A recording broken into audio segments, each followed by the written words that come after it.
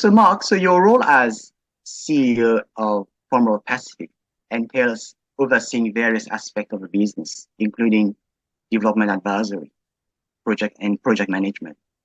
With such a diverse portfolio in your business, I'm curious to know about a project that stand out to you. Could you share with us one of your most memorable projects at Pomeroy Pacific and what set it apart from the rest?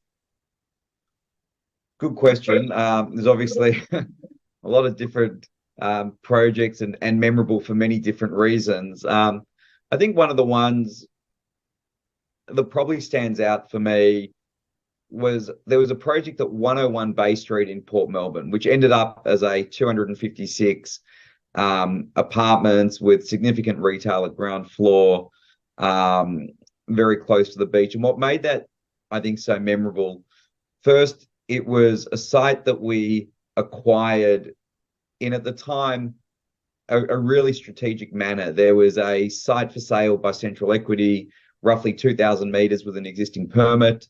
We looked at that site. We really couldn't make it work. It was $10 million at the time for the land. And we kind of asked ourselves, imagine if we could have the site next door, what value would that unlock? And so rather than focusing even on the site on market, we were able to get a conversation with the adjoining neighbor, and we structured a deal with them that was conditional on buying the Central Equity land. And in the end of the day, we were able to buy just under, I think, 4,500 meters in the heart of Bay Street, Port Melbourne. And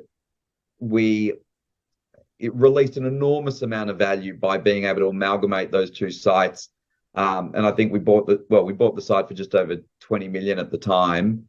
And originally we had a joint venture partner in Valad Property Group, and they got, I'll say that they incurred some issues during the GFC, and that ultimately caused a lot of stress, pressure. We weren't sure what would have to happen with the project. It was an enormous project for the time.